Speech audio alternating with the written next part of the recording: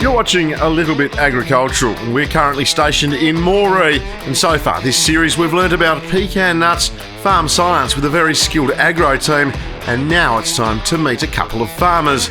We sure are enjoying the Moree lifestyle. So we have found a grain farmer, Oscar, and we're on our way to meet him.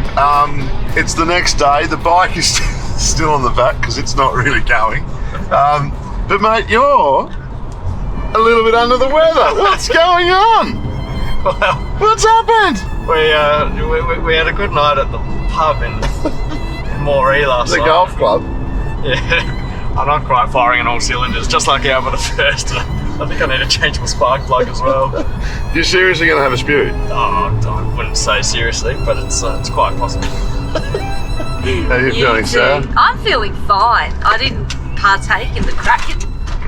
The dry. Kraken. The Kraken. Oh, Didn't yeah, get me. It's wrapped its tentacles around. Oh yeah, the Kraken's definitely taken me down to Davy Jones's locker. We arrived right on time to meet Martin Moree, a local agronomist turned farmer. Martin's also a podcaster, runs his own ag business and is a contract sprayer in the area. It's fair to say he works hard. We met him at his property somewhere at the back of Moree. Righto, Martin, can you start by telling us your name and spelling your name so we don't cock it up, and also what your property's called? Yeah, so Martin Moree, MartinMurray, and yeah, we're on Loch Leven, and how that's spelt depends on what map you're looking at. Is that right? Yeah. How would you spell it? Well, Lochleven, but whether that's one word or two, don't know. Well, we'll just make it up. We're a bit weird in this part of the world. Like our rates notice says unspecified address, so unspecified, but it still finds me every year. Well, tell us a bit about this place. How did you? How long you been here? How did you get it? What's the story? Yeah, so basically we've been here since 2020. We bought it March 2020 type thing. Prior to that, I was working as an agronomist out at a place called Armatree. Great little town, great area, but really tightly held. So we were looking to get into country somewhere, and I'd always sort of liked the look of this part of the world, and yeah, it looked like country for a good price, and now we're here. We were excited to explore his farm, and of course that would involve Alba the First, the little DT that can. You're going to take the bike off, eh? Are you too hungover to ride? On farm, I'm all right. Sits on it, just tips over. No, Martin, this bike's been a complete and utter disaster. She's not a disaster. Reliable. She's Super great. reliable. She's great. She's just had some teething issues, is all, and I think we're getting to the bottom of it. So. In that it pisses a heap of fuel out the bottom of it all the time. Oh, that's probably concerning. It's a good thing there's nothing really hot and flammable beneath the fuel tank. And it would be funny. Really good thing that it's not between your legs like this. I mean, I think it would be a good thing if it caught fire. Push it down here. What do you want me to do? I just need a bit of slack. Poor little bugger. These are the worst freaking straps I've ever come across, and it's pissing me off so much. I didn't think I'd need them, to be honest. They're a backup. Too optimistic. You weren't pissed off last night. I was just pissed. Oh. Thanks, Andrew. Watch out, Martin. Yeah. Oh!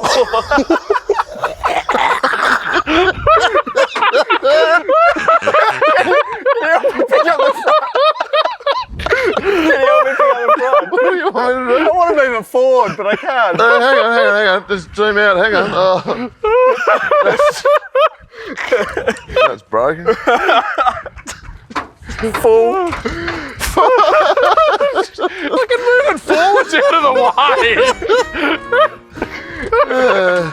Oh, not my tail, You though. hurt his ute. Show Martin how you start it. Are we ready to do everything? Because once I started, I don't want to stop it. Gotta keep it going. Oh no. You've lost the key. I think I left the key back in Moree. Mate, you need to get off the piss, seriously. I actually don't know where I put the key. You need to get off the piss. Oh, hang on. Look at that. Oh, gee, I'm smart. Actually, I thought I left that then. Yeah. I got an audience.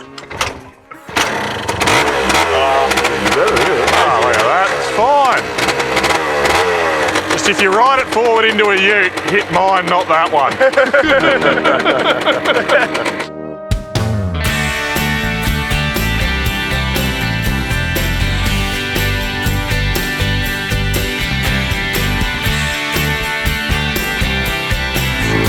Driving through some linseed here, and Martin on his farm out between Inverell and Moree on some of this beautiful basalt ground. Martin farms dryland wheat, durum wheat, linseed, mung beans, sorghum, vetch, canola, forage crops, and whatever else he can have a crack at. He also has a small herd of cows. You've got your cropping going beautifully. Yeah. How does a few cattle complement your place here? Yeah, so basically, like, hill that we've got up there behind us. Yeah. You know, obviously can't crop that. Yeah. There's a lot of basalt rock in there, and yeah, it's a lot of cooler tie grass, that sort of thing. So basically we just, have a breeder component that tends to live on the hills mainly. Yep. And then, this is just a small area of oats and forage crop to grow out those weaners and sell them on at a bigger size. So it's sort of utilising every square inch of your farm, isn't it? Pretty much, yeah. And you tend to find that, like with this place, our paddocks aren't perfect squares like our cropping paddocks. Yep. We'll have like little bits that are grass. And so I get a bit carried away at times and get out the hot wire tape and fence off those little bits of grass areas to get the cattle in there, chew them out, try and do as much with what we can with what we've got. These aren't actually our normal breeder herd here. They're much prettier. Those are prettier than your normal ones. Yeah. They're a lovely looking cow. They are. That little bit of speckle in the calf. Oh, They're very cute. Yeah. But it's the crops which this farming agronomist really lives for. Martin, we went through linseed crop with Tony Lockery, the agronomist, the other day. Yep. And that wasn't quite ready. Getting close to harvest, looks like this one. Can you tell me a bit about, how do you tell when this is harvest ready? When do you think you'll harvest it? And what are you expecting from this crop? Yeah, so look, like Tony's, this isn't quite harvest ready. Yeah. How do you know that? Well, basically, there's a little bit of green still in the stem, and I couldn't break it off when I grabbed it. Yeah. So it's, linseed's it's a ropey plant. Like, look at that. So even though the moisture in the grain's probably right to go, or it would have been before last night, that stem, that just will cause issues in the header. Yep. It'll wrap up around things, build up, and just, wreck things. Break things, Leaf's header driver's very unhappy. Yeah. So basically, it needs to just be dried right out. You just want to go along and try and snap off a stem, sort of like that. Although that was a bit high, so I just snapped off the seed pods. Yeah. Once that stem snaps, that's when she's good to go, and it's more a mechanical matter than an actual grain quality matter. Yep. Yeah. And how long can it sit around? If you had weather causing issues or you couldn't get into the paddock, how long could this crop sit here till it's harvest ready? Oh, a fair while. Yeah. These pods are great. The rain just washes off them. Yep. Doesn't get into them, doesn't affect the seeds. So well, that's a pretty good thing. Yeah. Isn't it? Yeah. So this, week and a bit of wet weather, it's just not bothering us. So this is the first time you've grown. Yeah. So what made you choose to start growing it here, and why weren't you previously? So this sort of paddock here, this was slotted for canola. Okay. And basically the reason why we swung out of that and into linseed was just the nitrogen that we're going to require for the canola was going to push on making it unviable, because there was pretty well no nitrogen left after the wheat. Right, okay. So I was fairly nervous on that front. Very nervous on the rain forecast. Yeah. going into a drier winter, and that's carried through. Yeah. So the linseed will survive off less rain than the canola. Yeah, it didn't quite need as much. Yeah. And it doesn't need anywhere near as much nitrogen. Yeah. So which was the advantage there. So we still gave it a bit. And the weed options. And the linseed gives you some herbicide options to control some of your grasses. For all millions of viewers that are not involved in agriculture, the big point in that is grasses are a very different plant. They're monocots compared to your dicots, which are broadleaf plants. Yeah. And that gives you a different range of chemical options for control. So growing, a cereal is a grass. So it limits your options to control grass weeds. Yeah, exactly. So now we're in a broadleaf crop, and that opens up a bunch of options to control some of your grass weeds before you go back into cereal. Correct. Exactly right. So grass weeds, and we get a lot of ryegrass in this part of the world. It's not so much of an issue down at Moree where you've just come from. Yeah. But we get a lot of it up here, and it can be really aggressive, and not just it's not just competing for moisture and nutrients. It can actually just choke out crops. Yeah. And can just cause a right old mess. So we need to work with it to control it whatever we can. So that's why in the cereals we're using pre-emergence. Yeah. And that's why, we try and swap to these broadleaf crops in winter that give us those grass herbicides as an option. Yeah. And, we'll also have winter fallow if we're going to a summer crop, and that just lets us nuke everything and tidy those crops up. Turns out Martin also loves bikes. How do you find all those bike-loving farmers? Like, are you on some sort of forum of bike-loving farmers? I think it goes with the territory. Does it? Look at that. We're going to get a close-up of this bike. Yeah, that's fine. What's wrong with the bike? Nothing's wrong with the bike. It's perfect. This is all the weight in it. It's good. He's even rode a postie bike to Broome from Moree. Why wouldn't you? Wait for me!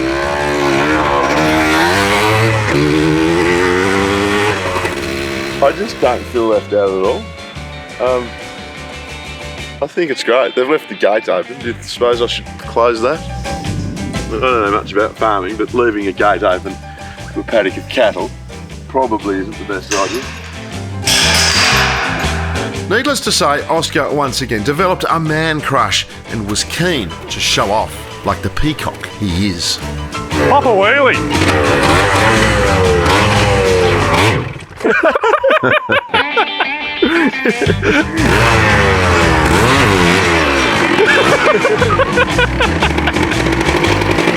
Yeah, it's two-stroke, but it's pre-mixed. Usually, like, they've got an oil tank here, and the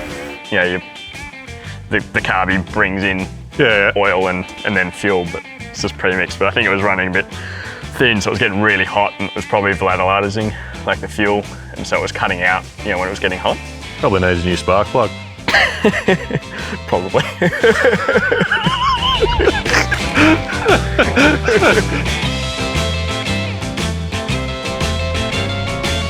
It was a lovely tour of the farm. We even got to check out some heavy machinery. Hardy, do you know what we're looking at? Another bit of farm equipment, Oscar, and yes, I do, because Martin told me this is his planter, and he's very, very fond of it because it does a very, very good job. Is it a big bit of kit or a small bit of it? Well, it looks pretty big to me. I'm just trying to work out. I reckon you put your seeds in that end thing, and then they go through these tubey things, and then they go down here to these cutty things, and they get planted in the groundy thing. I reckon you're probably not far from the truth. No. You just got to look, take in, and think about things. But no, this is quite impressive, isn't it? This is so. When does he sow? He sows in May, I think, is it? I was sowing winter wheat in winter. Yes. Hence winter wheat. Yes. And then he can follow his crop after his harvest with. Gonna have to ask him now. Well, you're meant to be I haven't been listening. knowledgeable about this. I'll tell you. He sows his wheat in May, and he's just taken it off now, and it is November. Yeah. Oh, we're in November. Yeah, all right. There you go. Is that about right? He's nodding. You just listen up, young fella. I'll teach you all you need to know about farming. Hang off the beers at the golf club. Oh, I'll tell you what.